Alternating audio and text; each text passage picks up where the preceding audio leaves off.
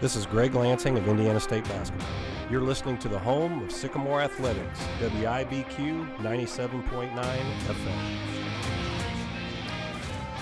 And good evening, and welcome to 7th and Elm Bar and Grill. Tonight, live from 7th and Elm Bar and Grill, this is the first installment of the Indiana State Coaches Shows. Coach Lansing leading us off here tonight. And, Coach, you've brought the team with you. We've got a packed house, and it's great to see you. Yeah, we got Vicky back in the back, though, today. We need the woo-woo girl up here up front. But, yeah, we went a little longer in practice than what I'd like, so the guys are straggling in. But great to kick this off. We always love coming to 7th and Elm and hanging out with our friends at Hellman's and eating and drinking here, so that's a great start. I'll have you know that the Hellmans were already quizzing me about some future travel opportunities to islands and things of that nature, too, so they haven't changed any. They can't do Hawaii because of too much Christmas, but Bahamas, I think they're pretty much locked in for next year. Indiana State getting set to open its season with an exhibition game on Thursday against Rose-Hulman, and Coach, I know that the off-season's been long for your team. I know that you've been doing a lot of work. Just kind of update the fans on their progress and kind of where you feel like you're at right now. Yeah, and as for one, on Thursday night, we kind of like to call it the Jim Shaw and Royce Waltman Classic, you know, just two great coaches that aren't with us anymore, and it's a great relationship, obviously. We want Rose to win every game they play other than Thursday night, and Rusty's a good man and a good coach, and they're really going to be good. I mean, they're going to come in here and they're going to fight our guys like crazy on Thursday, so it's going to be a great test for us. But it is a long time. You know, we've been going, I think it was 26 practices now.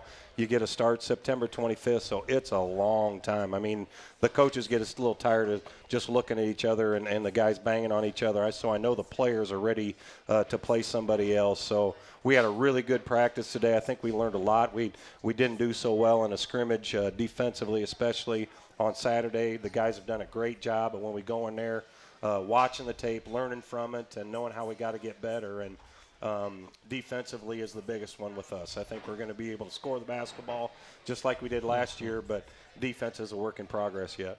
You mentioned being able to start a lot earlier in late September now with some of the rules changes. How, as coaches, did you adjust what you've done in preparation for the season relative to the scheduling being different? You still get the same amount of practices, so you're forced to give them maybe even 2 days off in a row, and as much as we don't like to do that, you know, we've had a lot of guys banged up. I think we went 3-4 straight practices with only 8 and 9 guys to be able to do the stuff we're doing, so we've had to try to get guys healthy.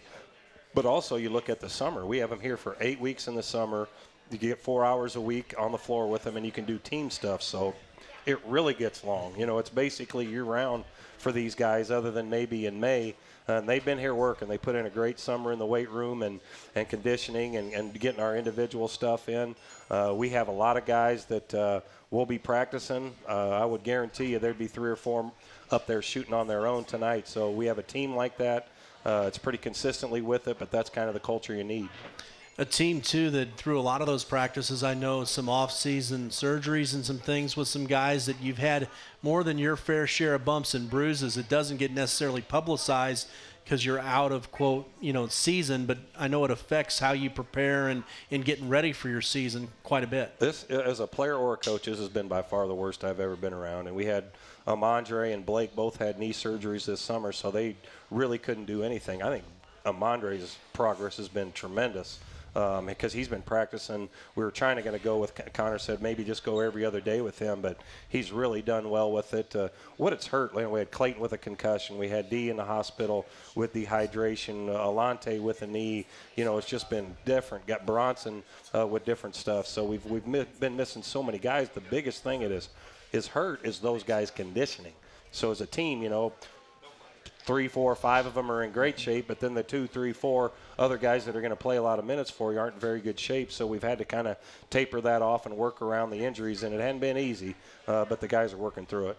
2 questions kind of talking about that a little bit. First, you mentioned Alante. Let's talk to the fans about all the newcomers that are new to your roster this season. I know he's one of those. And then also the ruling coming down that Cooper Neese is not going to be eligible before December 16th, along with Christian Williams, with having those 2 players also that are both new that can't start until December 16th, I would think some different challenges in terms of mixing and matching lineups and knowing that you're not starting with the team in November, that you're going to be in the conference portion of the season. Yeah, and hopefully that's only going to help our depth. We're going to have to fight like crazy until we get a couple guys back and a couple guys eligible just because of your depth. Granted, they're two really good basketball players, but Alante's been great. He's been here. He's already a college graduate. He's a great kid, a smart kid. He's been a tremendous teammate. He gets here and he's got a little injury to deal with, so it delays your progress where you like. He had a really good summer. And I thought he looked terrific today, so he's getting back where he needs to be. And it's just a learning curve. Any transfer in a new system is going to be difficult. And Coop and Christian had the hip surgery in the summer. Then he came back, and it was swollen. We had a bone bruise on it, so he's been sitting out, but he's working through it with Connor. Cooper's been dealing with a back issue, but he's been really good fighting through it and practicing. Had a really good practice today. So those two are going to be really, really good for us, but we can't worry about that now. We knew coming into it that they're not going to play for us. They can't help us win any games other than practice till December 16th. So other guys got to step up, and we're anxious about those guys because we think when they come in and help us out, the guys that maybe weren't going to get the minutes, the younger guys, have gotten tremendous experience against a very difficult schedule. And I think you start that conference season off, we're going to be ready to go. Some great opportunities for some of those younger players earlier in the season, a few freshmen that have mixed in this year. Maybe talk about those two as well. Yeah, Blake had the knee surgery, and actually today and the previous day, the scrimmage we had Saturday, were the first 2 days he's been allowed to go up and down and with contact. So he's been mostly half court and non-contact and doing those things, but he's had a couple of good back-to-back days. D, the Terre Haute hometown boy, after the second day of practice gets so dehydrated he's got to spend 2 nights in the hospital just for precautionary reasons, and that's a good lesson for all the guys on how you eat and the things you drink. You got to drink a lot of water, especially when you sweat as much as you do in practice, and those guys are going to have to play for us, and they're going to have to play for us early, and a lot of the guys that maybe didn't have minutes as much as they did last year are certainly going to have to help us too. And I know with D, you like having somebody that's local going to be on the team this year. He's from Terre Haute South.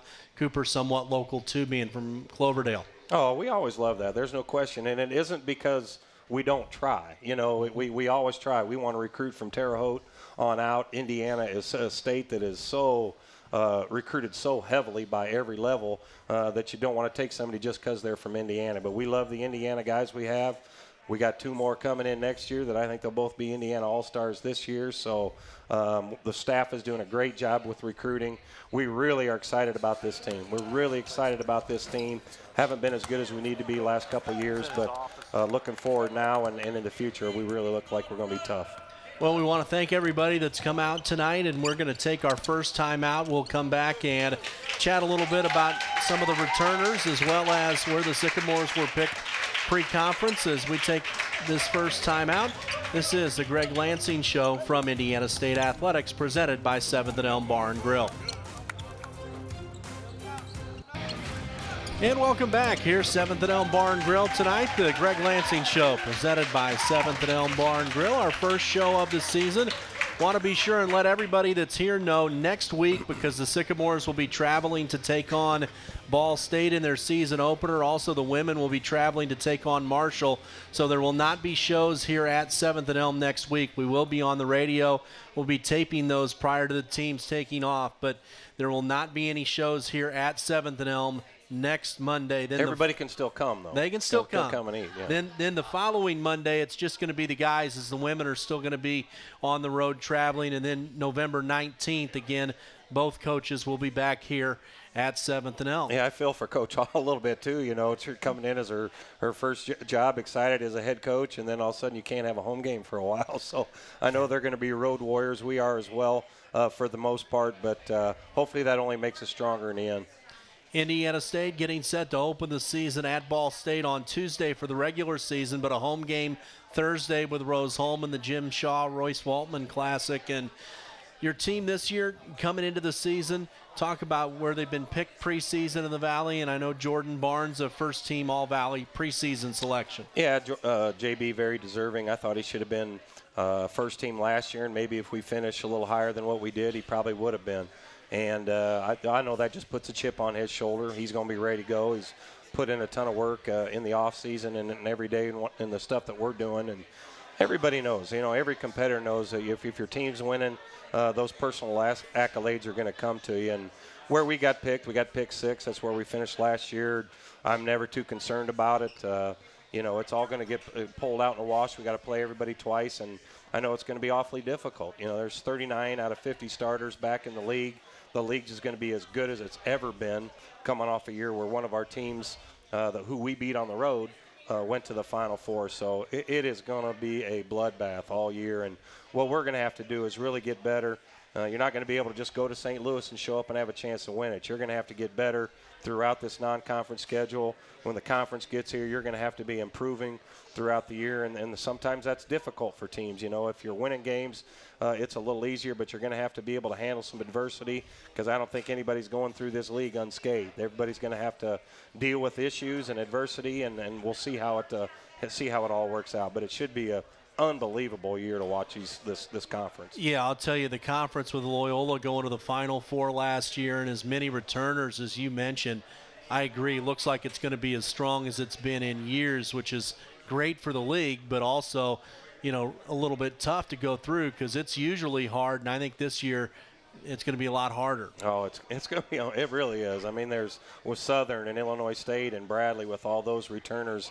Loyola did lose a couple, but they have 3 very quality guys back, along with the preseason Player of the Year. But I sure like our team. I do. I think that we keep staying healthy and keep improving and buying into the stuff. I mean, our guys aren't dumb. They know what we need to do to improve.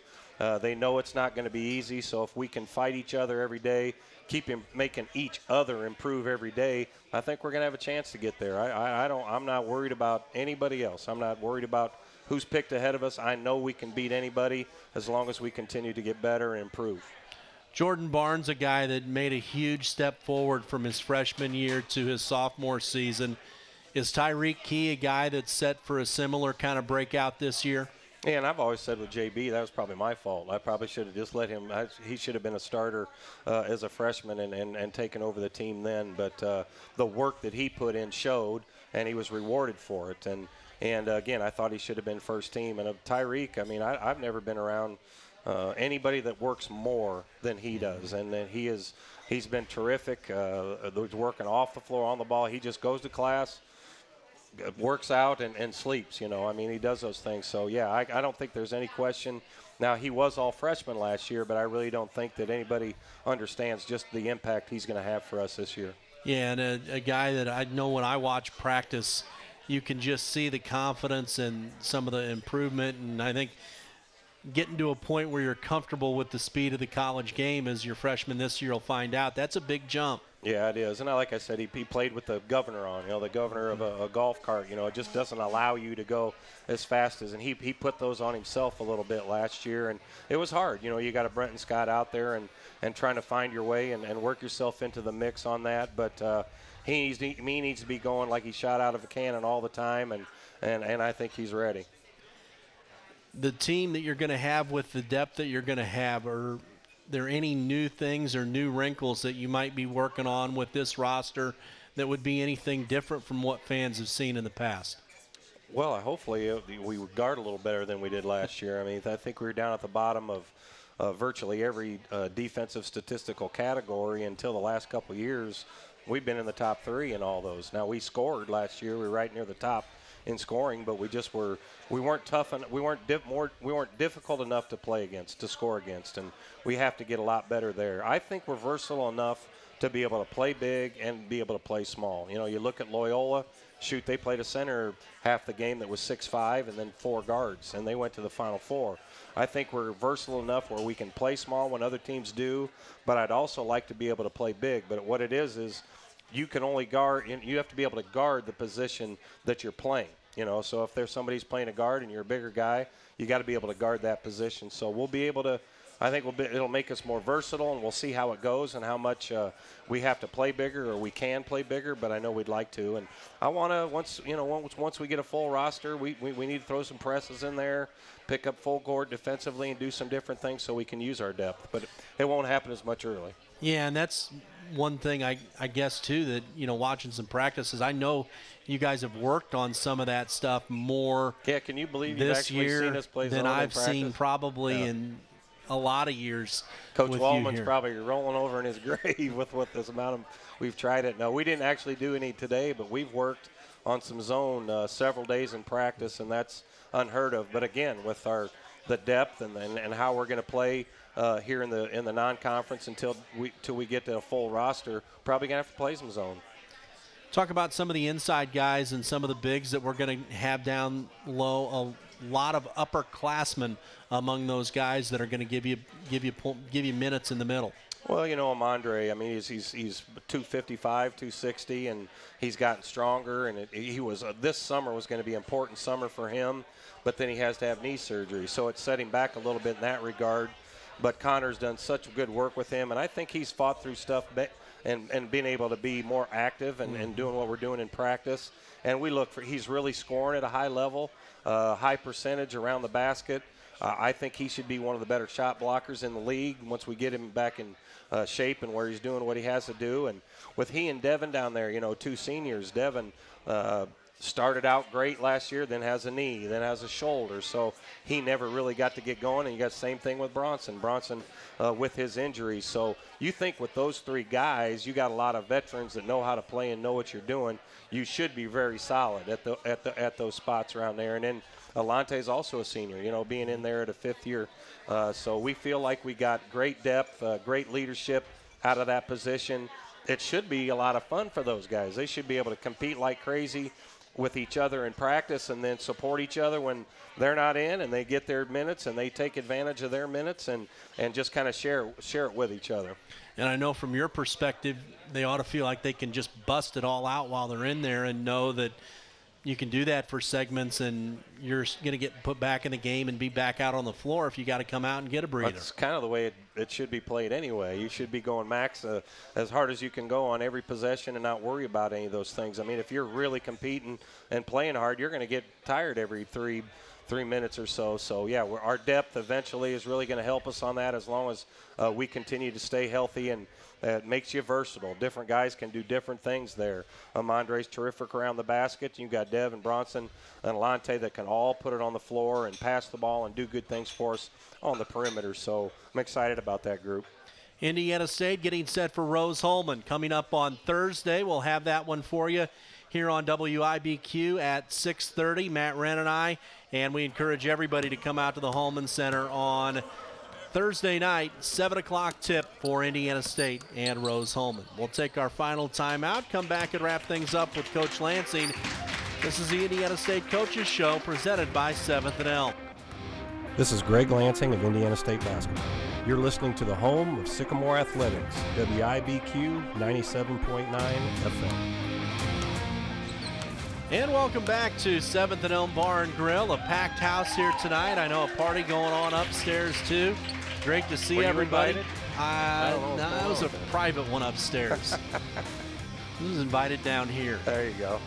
It's the place to be. Really is. Weather's still great. Can enjoy the patio. The patio's still open, and just a wonderful spot to come down to. Oh, what a beautiful day too. Oh, I mean, yeah. It's a good night to be on that patio. May have to go up there after and check it out. Indiana State with Rose-Hulman coming up on Thursday. Before we talk and kind of finish up talking about that, a couple of things I wanted to address with you. The football team over the weekend getting a huge road win. Isn't that great? Yeah, there's no bigger football fan than I am, and I know I suffered with those guys last year, watching that, and I couldn't be a football coach. And to go through a year where you're just playing one a week and have to go through that, they were decimated with injuries last year, and we are again. Now, I know that happens a lot in football, but I'm around those guys a lot. I know the character of the kids they recruit.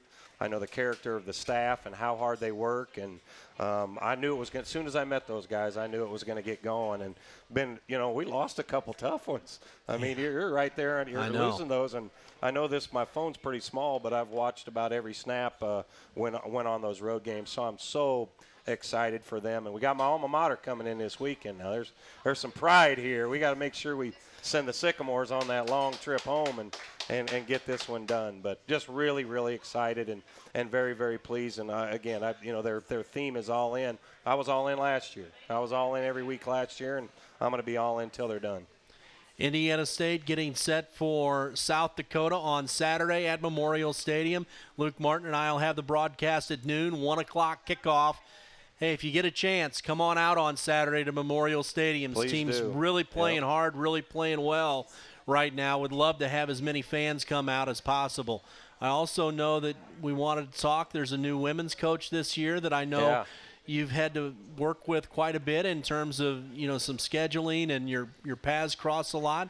Just your thoughts on Coach Hall. I've just been so impressed. Obviously, she was a great player, and I'm not going to be playing any one. I could probably play her one-on-one right now because she's got a boot on, but I know she was a tremendous player, and I would never challenge her to that. But I've seen her enough in practice and how she gets those girls working, and I know she's going to be is a tremendous coach. And I know she'll get those girls right. So they got a tough job ahead, with the road trips they're going to have. Awfully excited to see the product they put out now and into the future. And that's one of the things I know for both programs this year that is always challenging, but more so this year with some of the uncertainty about the Holman Center, and that's scheduling. Yeah, it is what it is. We're just excited that it's going to get going and it's going to get done. It's going to be great for all of Terre Haute. It's going to be great for Indiana State, and more specifically, Coach Hall's program and my program to get us in there at a new building.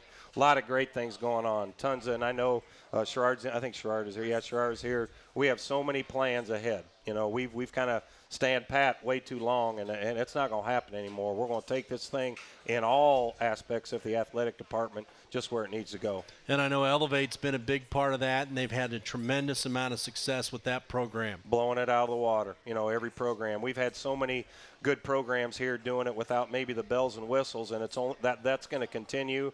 And then to be able to take care of our student athletes in a way that's comparable to your league, and maybe putting us in the upper echelon of the league. Watch where we go from here. In particular, I know the nutrition center and that element of it's been key. Yeah, I mean, it's crazy from my first time here, just the way we've taken care of our off-campus or on-campus, how they've eat and how you travel and do those things. And it's just been a focus for Sherrard, and Dr. Curtis come in here, knows that's a big focus for her, making sure that your athletic department is taken care of and do the things we need. Obviously, there's tons of excitement. We did tremendous on our golf outing, and it's a great time to be a Sycamore and a great time to be involved with Indiana State athletics. You bring that up. How much fun was the golf outing, and to see the participation level that you guys had in that this year? It was crazy, and it's only going to get better. I don't do much. I'm at it, and I do what I need to do at it. But the Thursday night dinner auction, and then the outing that's all day long, there's a lot of tremendous people. You could bump into anybody in town, and I'd have to thank them because of what they do for us. And again, it's only going to get better, and that allows us to do so many great things with our guys. Appropriate that the train whistles in the background, isn't it? You got that right, buddy. Living downtown now, I hear them just now. All the time, I bet. It's crazy. I love it. The final thing for the game on Thursday night with Rose-Hulman, I know this is one that you're looking very much internally. What are some things that you hope to see from your team in Thursday kind of as they take the floor for the first time? Well, you could ask any of them, and they tell you we have to get much better defensively, and you're going to have eyes in the back of your head against these guys because they're going to screen and cut. They're going to play smart. I mean, they're picked to win their league. They've got 4 starters back, so it's a veteran group, and they're going to love coming over here and having a chance to beat the Sycamores. So we're going to have to play awfully hard and do that. And it's just stuff, it's a progression for us. We're not going to taper back for this game like you will probably during the regular season. We need to keep getting better.